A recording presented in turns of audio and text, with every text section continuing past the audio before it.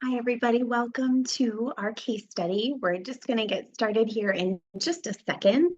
It looks like some people are still spinning, trying to connect. Welcome. It's nice to have you here.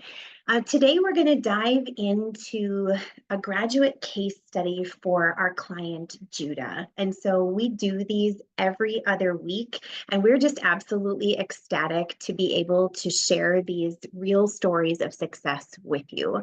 So in today's case review, we're going to talk about 10-year-old Judah, who went from the he was 61% accurate in his phonological awareness before we started working together, and he catapulted to 88% accurate. His reading score on the Wide Range Achievement Test 5 went from the 16th to the 91st percentile, and his spelling scores went from the 13th to the 39th, with an additional 5 items that he had with good phonetic equivalents. We'll talk about that in a minute. But had he had those patterns correct, he would have been at the 81st percentile for spelling as well. Mom and Dad said that this has had a positive impact on every facet of his life. His nightly homework routines were a source of endless stress and frustration. And now he doesn't even have homework each night because he finishes it in school. So it's had just a profound impact, not only on his skills, but on his mindset. So that's kind of an overview of Judah's case that we're going to be talking about. But if you have not yet been introduced to us or our program, welcome. I'm Dr. Rebecca Troy, and we are a program that helps to employ cutting-edge neuroscience techniques to reorganize how the brain is hearing and responding to language within just a few months. So everything that we are talking about today happened within a 6-month interval. So I know that it's very, very common for those of you who have been on a dyslexia journey that this can be multiple years in the making. And so it's not uncommon to hear people say, I've been in tutoring for 2 years, 3 years, 5 years, and we're making little to no progress. And so what's really fun is to be able to give these strategies to families and really see things shift in a massive way for the child, for the mindset, for the family. And so that's really what we're here to celebrate today, is what happens when we bring advanced dyslexia interventions and neuroscience into your home to help make it accessible and practical for you and really shift the brain. So I think it's always remiss if we don't start with a deeper understanding of what dyslexia really is, because it is still so common for people to really not understand what is at the root cause of dyslexia. So what you see in front of you is an fMRI scan of 2 brains, one brain of a person with dyslexia and one without. So what's interesting is that if we were to put these 2 people side by side and ask them to just close their eyes, we would see nothing different about these 2 brains. But the minute that we ask them to do a language task, which might be, hey, decode this word, or try to spell this word, or remember this long list of names of things, the brain is going to turn on or respond to language. And as you can see, it's very, very different in how it responds. So in the person without dyslexia, you'll notice that in this area in the back of the brain, which we call the occipital lobe, where vision is controlled, you will see that there's activity.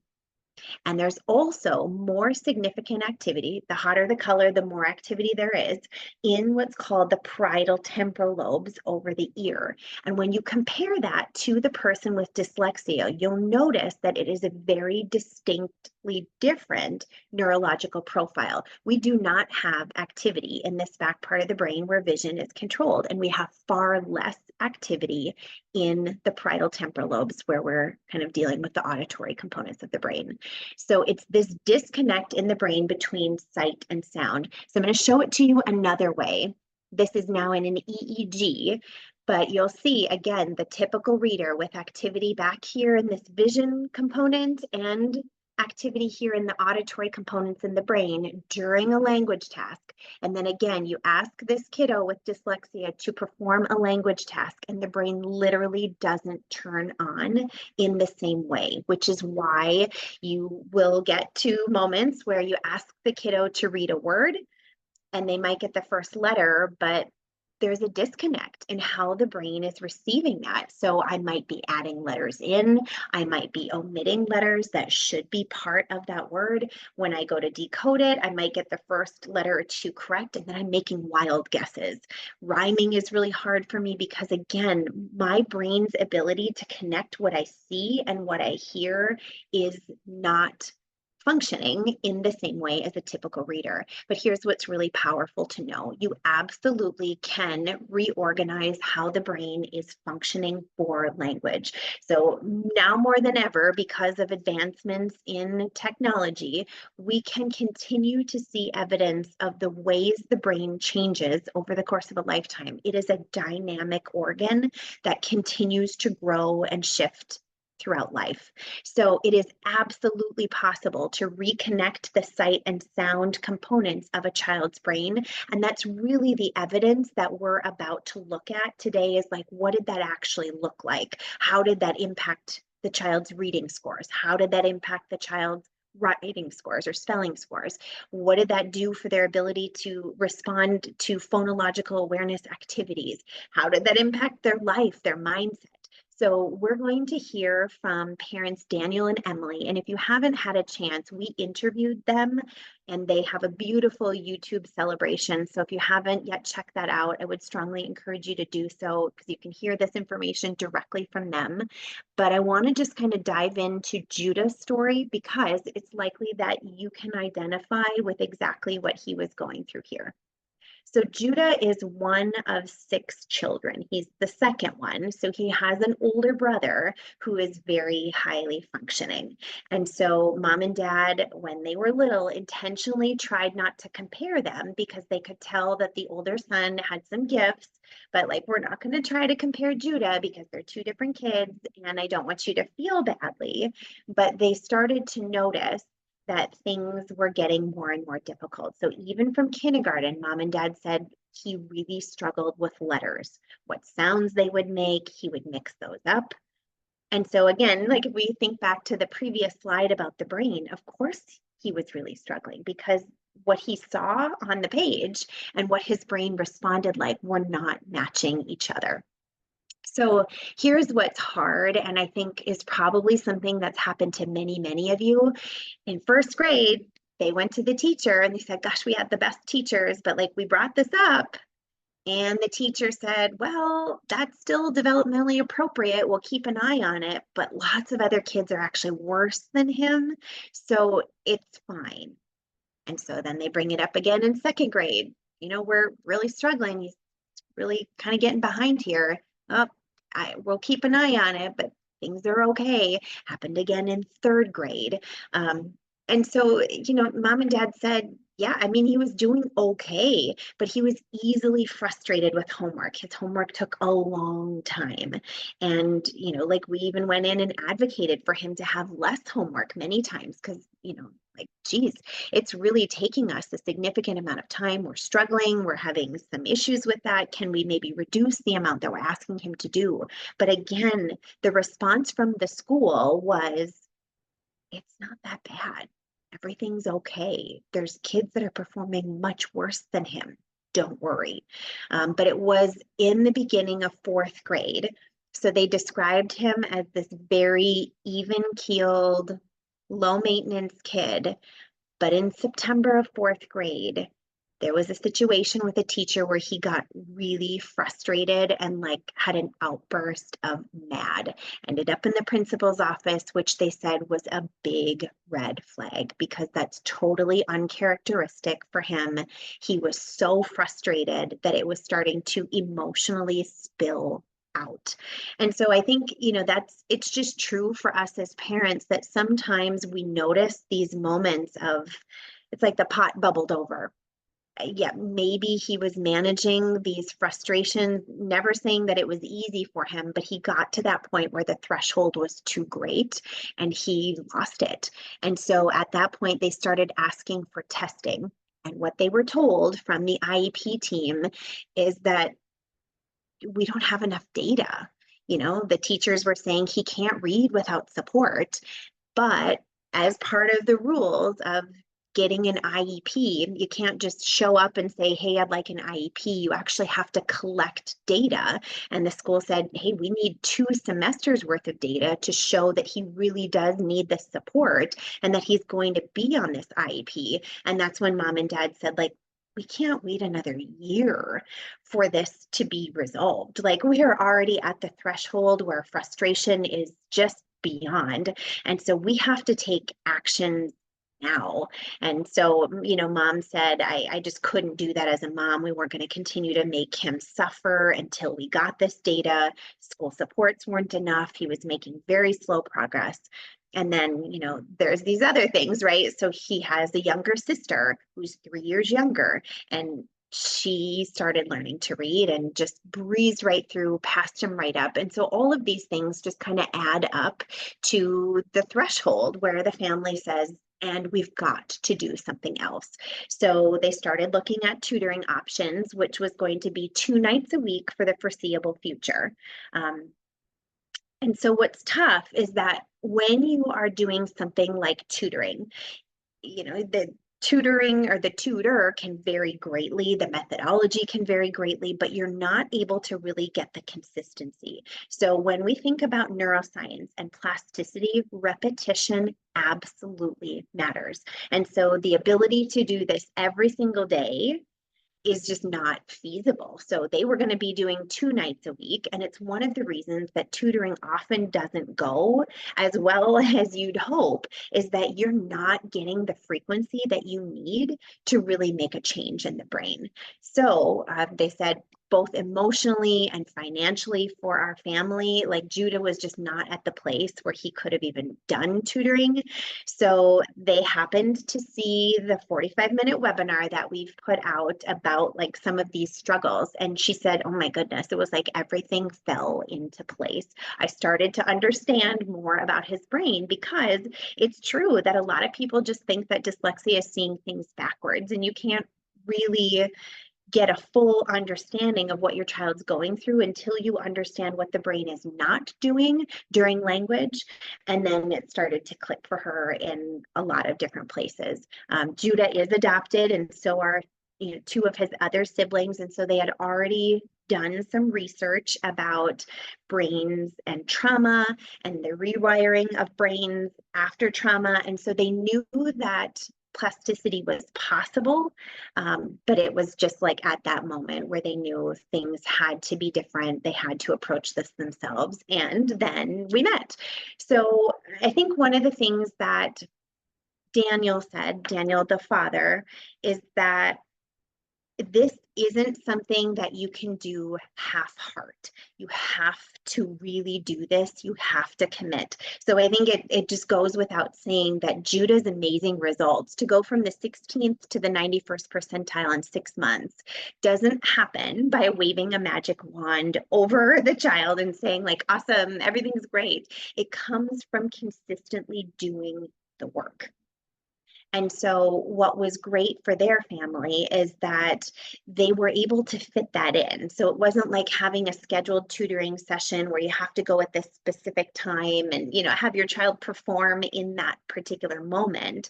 You can be flexible in terms of when that happens in your day.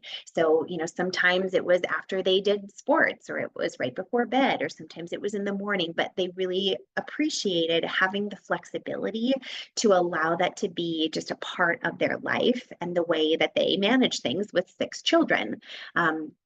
Another thing that they said was really impactful for them is that our modules go through and explain the why. Why is the brain doing this thing? Here's this exercise that we need you to do for this period of time. And you're looking for this trait, so they said that they had a much deeper understanding of the why the brain was doing what they were doing, and they were able to play that out in other areas of Judah's life as well. So they really, really appreciated having that deeper understanding. They said that they got momentum because Judah started seeing his wins.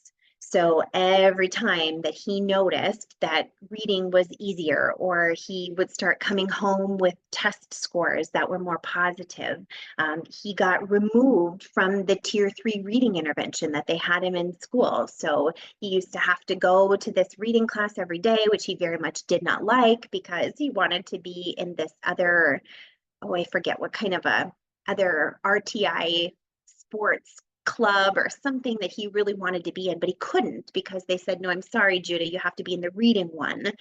He got to eliminate that and he didn't have to go anymore. So it just started to really snowball in a positive direction for him over the period of months that they were with us.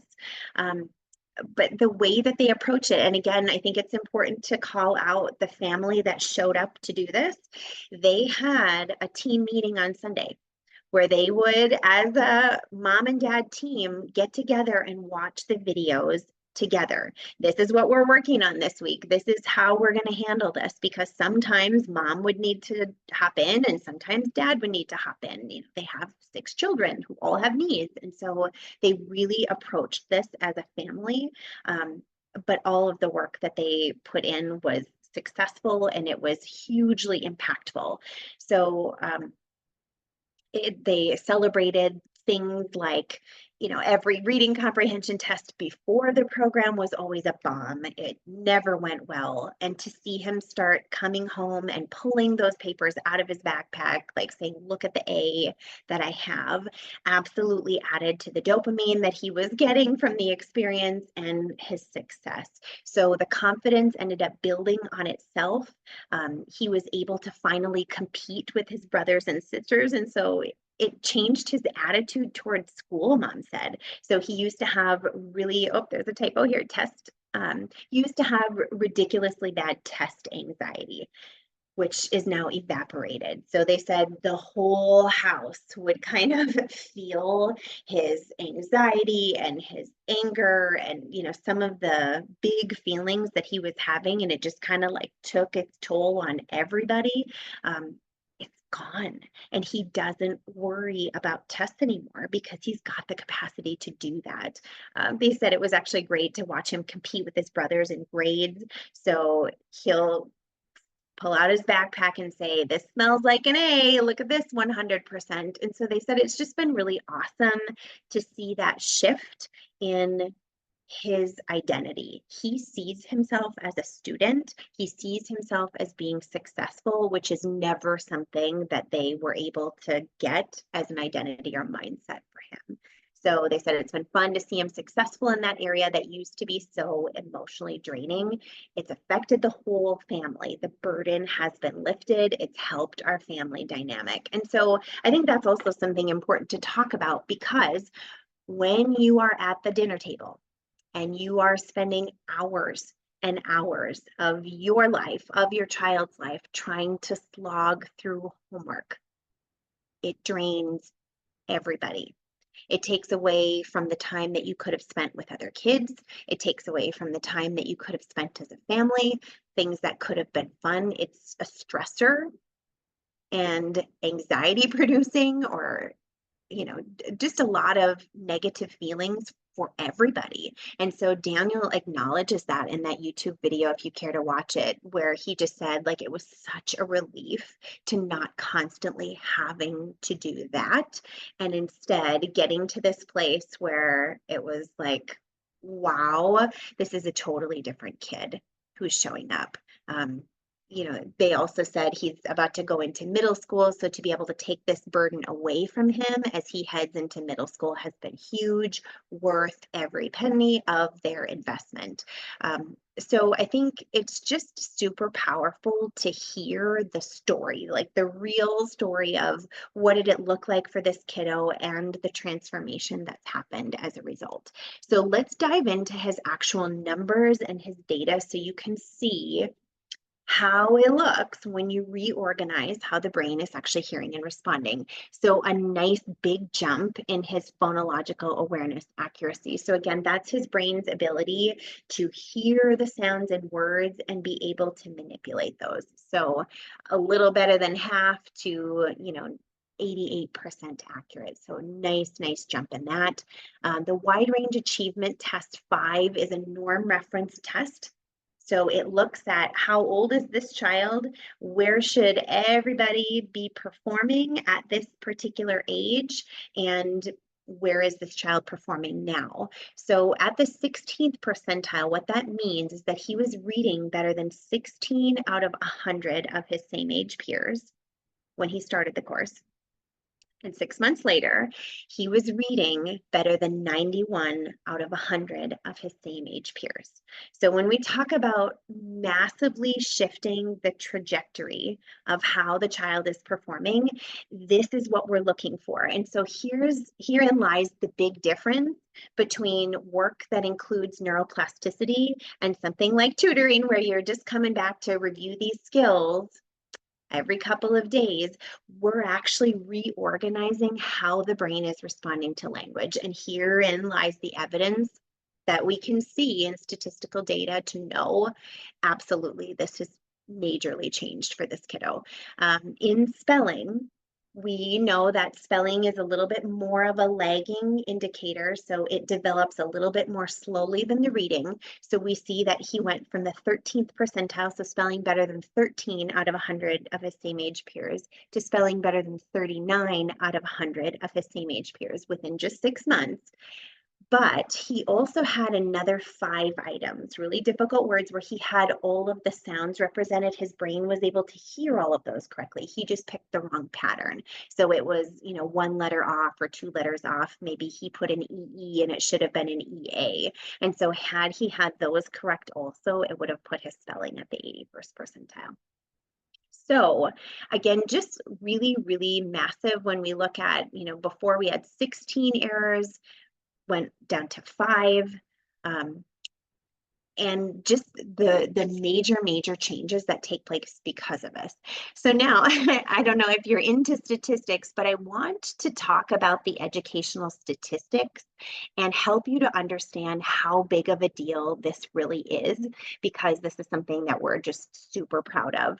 So when you take a look at this norm, it's the normal distribution curve. The middle right here is the 50th percentile. So what happens for every kid, or most every kid in a typical academic year, is that they grow. And researchers have studied this to say that the typical kid grows a 0.3 of a standard deviation. So this line here represents a standard deviation away from the middle. This is 2 standard deviations away from the middle, and 3, and this is a standard deviation below the mean, 2 standard deviations below the mean, 3, etc. What we know about statistics is that anytime that you are applying a treatment, we know that it's a moderate statistical significance if it goes a 0.5, or it's statistically significant if it's a 0.8 or higher. What that means is that you can be confident that it was the result of the treatment that caused the growth in the data. So when we look at what happened to Judah, he was here at the 16th percentile. So if he would have just had a regular year's worth of growth, he would have moved here to this yellow. And for a lot of kids with dyslexia, they don't even move that because it's not getting at the underlying root cause. And so you just kind of sit and spin. If he would have had a statistically significant result, meaning like we're confident that the program had a positive impact on him, he would have been here at this tan. Judah's scores went 1, 2.5 standard deviations of growth beyond what is typical growth for a child that academic year. So why is this important? If your child is struggling and if they are behind their peers, It is absolutely essential that whatever you're doing closes the achievement gap. You don't want to still get done with the intervention and have a massive gap between where your child is and where you are. You want to accelerate that growth as fast as you possibly can to start closing gaps. So the fact that this happened in 6 months is outstanding. Same picture in spelling. So the red represents where Judah was before. This yellow is what typical growth would have been for all kids in a year. If the program would have been statistically significant growth, it would have been this tan. And he surpassed that by, again, almost another 3/4 of a standard deviation. So he is firmly in the average range. I mean, he's nearing this 50th percentile marker. He's just right on the cusp. I think a couple more weeks, it's really going to do a huge amount of benefit for him, but he also has got these scores in the 80s if he just gets those couple other spelling patterns correct as well. So again, statistically significant, huge progress within 6 months' time. So I think it is important to acknowledge the parents that showed up to do this. So when we coach with families, it's us partnering with the family. We coach you through step by step every bit of what to do during this process, but you have to show up.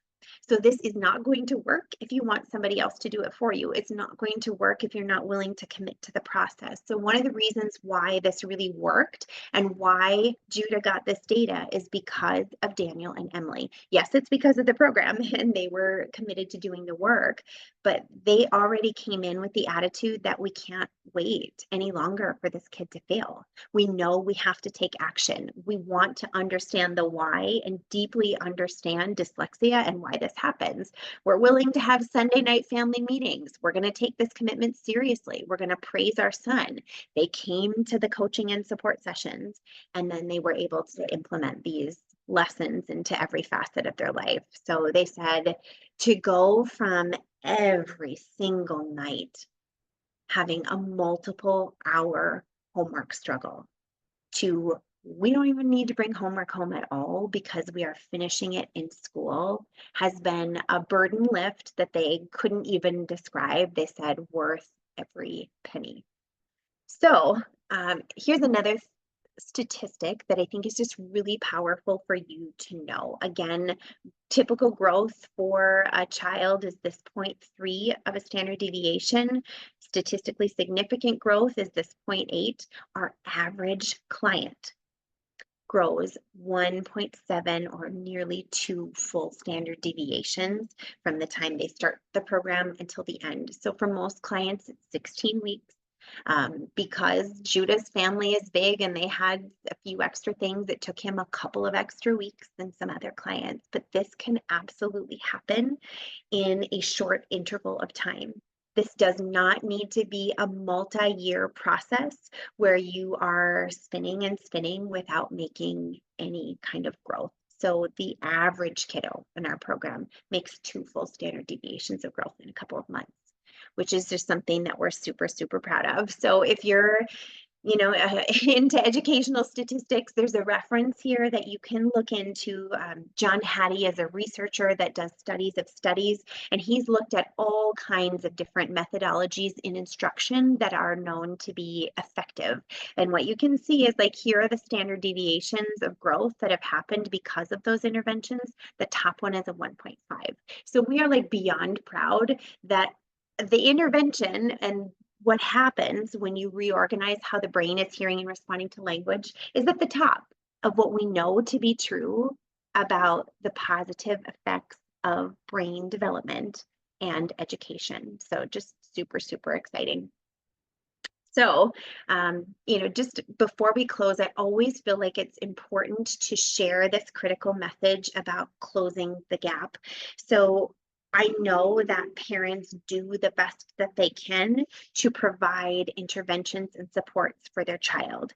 But if you are noticing that you are spinning and nothing is happening and you're not making any progress, it's likely because you don't have yet the right strategy that's getting you the result. And so it's critical for you and your child to close that gap as quickly as possible, because there are opportunities that they miss. Whether that's a club that they couldn't join because they had to go to intervention, or a job opportunity, or a future mindset about what you even believe is possible for you and your life. It's important because your self-confidence, your child's self-confidence absolutely fuels this whole belief cycle. Your beliefs absolutely influence what you think is potential for you, which will, influence the actions that you take and the results that you get. So it's just so, so important that you are doing everything that you can to improve those academic outcomes, increase self-esteem and confidence, increase mental health, have greater access to opportunities. So before we close, I just want to tell you about 2 opportunities that you have right now to take next steps. Sometimes people are not really sure if dyslexia is what they're actually dealing with. So maybe you're noticing some signs, but I don't actually know if that's what it is. I would invite you to sign up for our Dyslexia Discovery Workshop. So in less than an hour, you can do these 20 minutes worth of tests on your child and know with certainty that that's what it is.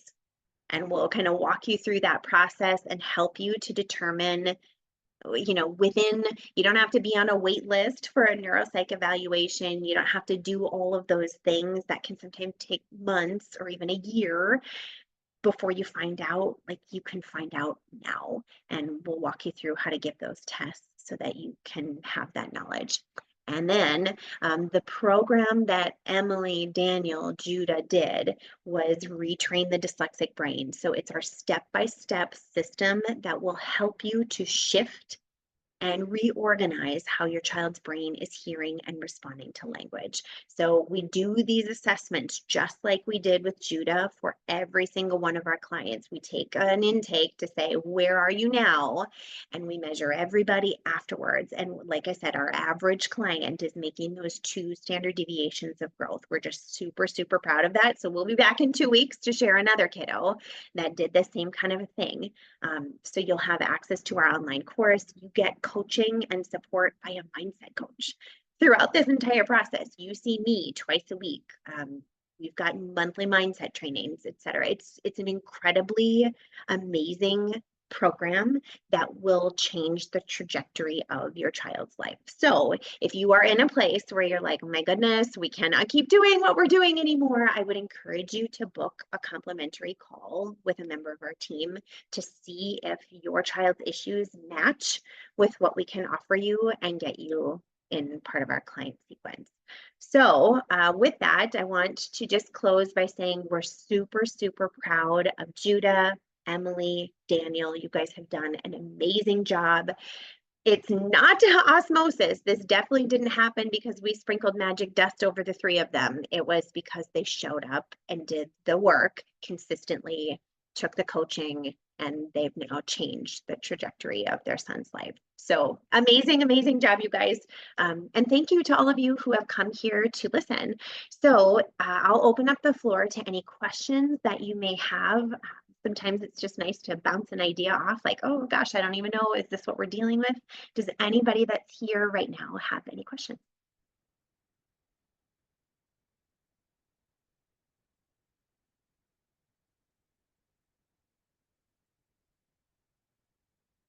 Okay, amazing. So if you do, like afterwards, have questions, please feel free to email our team, support@retrainthedyslexicbrain.com. We're happy to answer those questions for you if they do come up.